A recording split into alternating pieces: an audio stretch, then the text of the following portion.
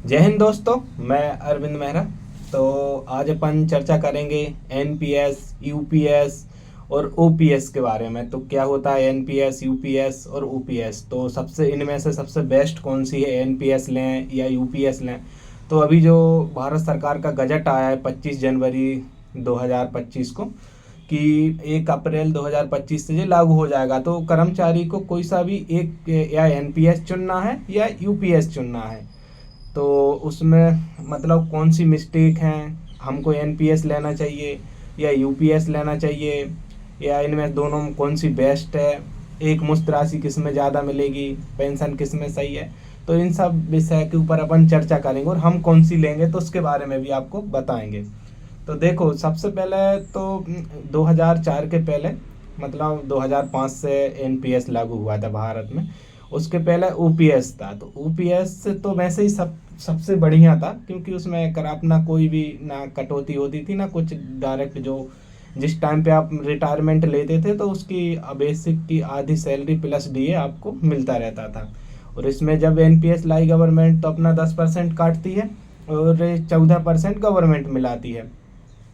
और उसके बाद जो लगभग 24% आपका हर महीने जमा होता है। और उसके बाद जैसे ही आप रिटायरमेंट लेते हैं तो आपका जितना भी पैसा खाते में जमा होता है, लगभग 1 करोड़ 2 करोड़, तो उसका 60% आपको एक मुश्त राशि गवर्नमेंट दे देती है। और जो 40% रहता है उसकी पेंशन बना देती है मार्केट में लगा के। अब जो मार्केट से रिटर्न मिले 1%, 10% जितना भी, तो उसकी पेंशन मिलती थी। तो कुछ सर चर्चा करेंगे आपके साथ अभी। जय हिंद दोस्तों, जैसे कि अरविंद सर ने बताया कि ओपीएस, एनपीएस और यूपीएस, ये ओपीएस सर ने बताया कि ये पहले मिलता था 2004 के पहले मिलता था। 2004 के बाद आपको एनपीएस मिलना चालू हुआ और 1 अप्रैल 2025 से आपको यूपीएस लागू होगा। अब सर ने बताया जिस प्रकार की किसमें कितनी राशि मिलती है। अब मुद्दा आप लोगों का ये है कि सर एनपीएस अच्छा रहेगा या यूपीएस अच्छा रहेगा। लोग कंफ्यूजन में। मैं तुम्हें बता दूं राज की बात, ना तो एनपीएस बढ़िया है ना यूपीएस बढ़िया है।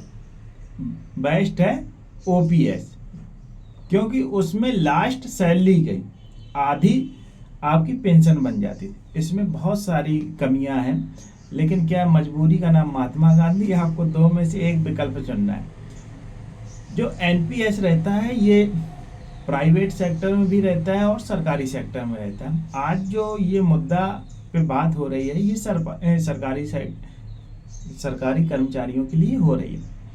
एनपीएस में क्या रहता है कि आपका 10% सैलरी कटती है और सरकार जमा करती है, और उसको एक साथ, मतलब जैसे एक साल में आपके 10 लाख हुए, फिर ऐसे आपके जब तक आपकी नौकरी रहेगी। ये जो एनपीएस है इसमें 50% गारंटी है आपकी पेंशन की। इसमें कुछ शर्तें हैं, अगर आप बर्खास्त हो जाते हो, सेवा से निकाल दिया जाता है, आपको नौकरी से हटा दिया जाता है किसी कारणवश, तो आपको एनपीएस की सुविधा नहीं मिलेगी। इसकी ये भी कंडीशन है कि आपको इतने साल नौकरी करनी होगी, इतने साल के बाद ही आपको इतनी मिलेगी। इसी प्रकार ओपीएस की भी कुछ कंडीशनें हैं, आपको सर बताएंगे इसके बारे में आगे। ओपीएस तो अभी देखो आपके ऊपर है डिसीजन। वैसे मैं तो एनपीएस की तरफ जाना पसंद करूंगा, क्योंकि देखो अब 62 साल में तो वैसे ही रिटायर होंगे अपन, और 62 के बाद लगभग कितनी साल पेंशन ले पाएंगे। अब वैसे ही आजकल तो जी मतलब आदमी की उम्र ही कितनी बची है, लगभग 70 साल, 65-70 तक तो आदमी का खेल ही हो जाता है।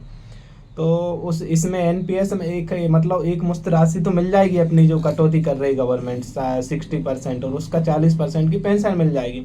अब यूपीएस में क्या है कि मान लो अपन ऐसे उसमें समझाया है कि जो कोई कर्मचारी यदि उसकी 45,000 सैलरी है और उसको अब आज की स्थिति में मतलब 23,000 के आसपास डी है, तो लगभग 6,800 के आसपास बन रहा है।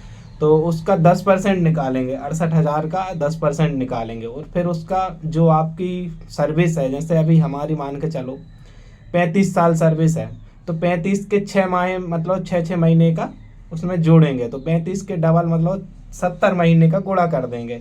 तो ये आपको एक मुश्त राशि मिलेगी, मतलब नाम मात्र की राशि मिलेगी, कोई ज़्यादा राशि नहीं मिलेगी।